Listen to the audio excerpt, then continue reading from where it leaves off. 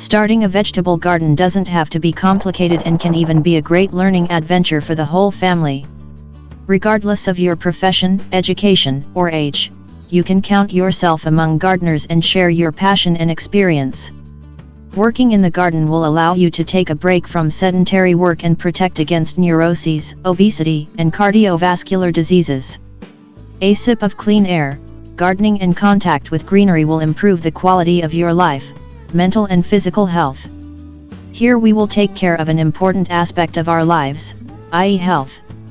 You will break the monotony and forget about the minor problems of everyday life.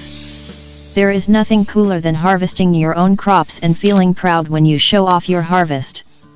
Fresh local produce is one of the perks of a summer meal. Nothing tastes better than a tomato or cucumber picked from your own garden. Many people feel overwhelmed by the prospect of something going wrong, but growing a garden doesn't have to be complicated. With a little effort and patience, you can plant your own herbs and vegetables to harvest throughout the season. Start by preparing the most necessary garden tools. These will be garden gloves, shovel and small shovel, wheelbarrow, rake, garden forks, nutrients for your vegetables like compost and manure, stakes or grids, seedlings or seeds, possibly boards for building a flower bed. The next step will be to choose a place and make a plan for the vegetable garden. Measure the area where you want to plant a vegetable garden. Most herbs and vegetables like full sun, so make sure you choose a location that receives at least 8 hours of sunlight per day. Think about the things you want to plant and do a little research to find out how much space each plant needs. Most vegetables are labeled with the required spacing and sowing distances. Make a rough sketch of your garden plot and determine where you want to place the plants.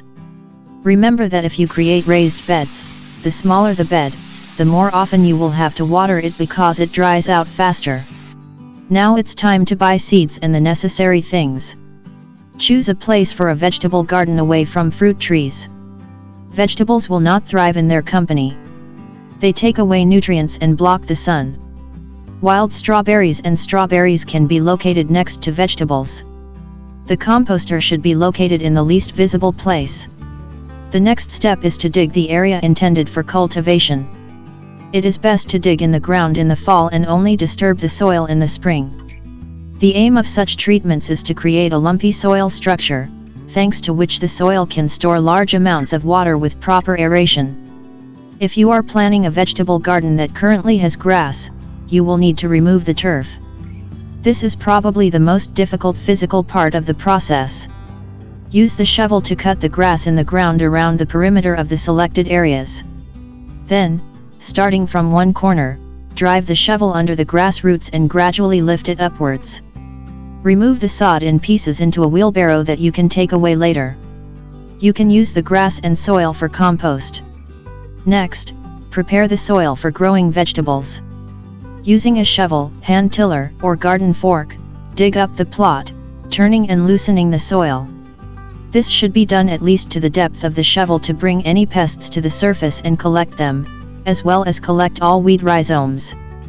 If you have decided to add compost or other amendments, now is the time to spread it over the area and gradually incorporate it into the existing soil using a shovel and rake. It takes 3 to 4 years for manure to decompose in the soil. Manure also has a deacidifying effect on the soil. Before you start, it's a good idea to check your soil's pH level. You can buy such a set in a gardening store. Once you know your soil's pH level, you can start adding amendments to it, like lime, to make it more alkaline, or peat moss, to make it more acidic, to meet the needs of what you are planting. Most vegetables develop perfectly in soils with a pH ranging from slightly acidic to neutral, pH ranging from 6.0 to 6.8. The use of mineral fertilizers in a vegetable garden should start with liming. Calcium is not only one of the main nutrients, but above all it reduces acidity and improves the physical, chemical, and biological properties of the soil. Nitrogen, phosphorus, and potassium fertilizers are also important. Gardening is largely about experimentation. Yields also depend largely on weather conditions over which we have no influence. The next step will be to designate and create paths. Once your garden grows, you will need a place where you can walk while picking or tending vegetables. Stones, bricks, or many other materials will be suitable. Leaving grass between the paths is quite troublesome, because you have to maneuver the mower between the flower beds, and the grass often grows into the bed where the vegetables should grow and has to be removed. Weeding is an additional workload. You can also line the paths with cardboard and put foil or agro-textile on top to dampen them, spreading weeds and grasses, which is the cheapest option. Then you can sprinkle everything with, for example, stones or bark. The width of such a path for one person to move freely is 40 centimeters, but with a wheelbarrow it is 60 centimeters, and for a two-person walk it is 100 centimeters. The next step is to plant previously prepared vegetable seedlings or sow seeds, depending on the date of vegetable sowing, into soil previously fertilized with appropriate fertilizers. Then follow the directions on the seed packets for planting depth and spacing. Be sure to check the expiration date of the seeds. You can also check their germination ability and whether they are of good quality. Keep in mind that some vegetables, such as cucumbers and beans, grow very quickly and are easy to grow from seed. However, tomatoes take much longer to grow and are generally better grown indoors towards the end of the winter months. Cucumbers and melons, on the other hand, do not tolerate being pruned, so we immediately plant them in pots one at a time without repotting them. Be sure to water the sown seeds and remember to keep the soil constantly moist for the next 2 weeks. Then water regularly, every week or depending on the weather and needs. If you want to plant seedlings, you usually need to harden them off before planting them in the ground. Slowly get used to the lower temperatures, sun, and wind outside. This involves initially opening the window next to the seedlings, then taking the containers with the seedlings outside on warm days, but they should be placed in the shade or very weak sun and go home at night. At the end of hardening, you can also leave them outside on warm nights.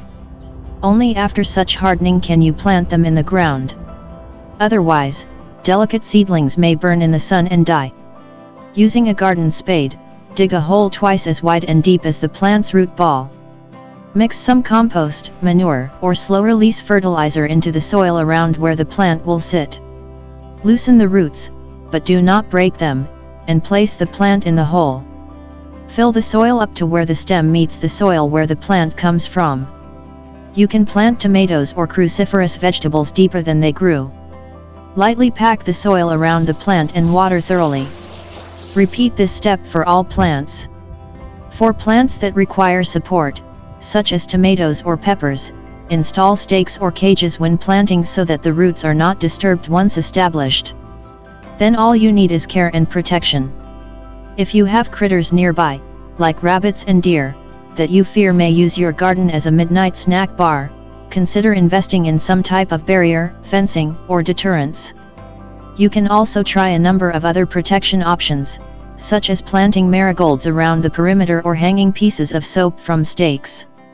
Gardeners' claims about these repellents are not backed by any science, but anecdotal evidence may convince you to try them.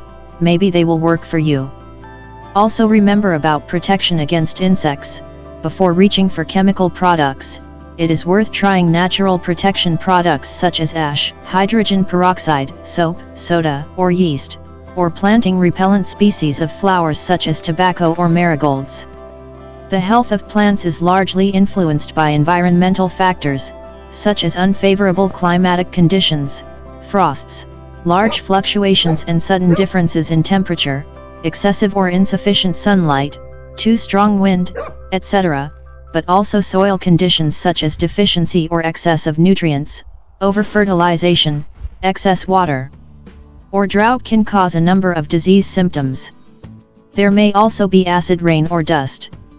Disease-causing agents include fungi, bacteria, viruses, rickettsia, and parasitic plants. Plant damage and diseases are also caused by insects, arachnids, nematodes, myriapods, mollusks, and rodents. Weeds are also a very unfavorable factor. However, there is an ecological and inexpensive way to enjoy growing everything. It's up to you what your vegetable garden will look like and how much time you will devote to it. You can add edging, fences, trellises, irrigation, mesh and more. But you don't have to go that far to have a successful and enjoyable experience. With each season you plant, your knowledge and intuition will grow. When it comes to the garden, sunlight, water, and a bit of regular care will go a long way to ensuring a bountiful harvest on your summer table and winter supplies.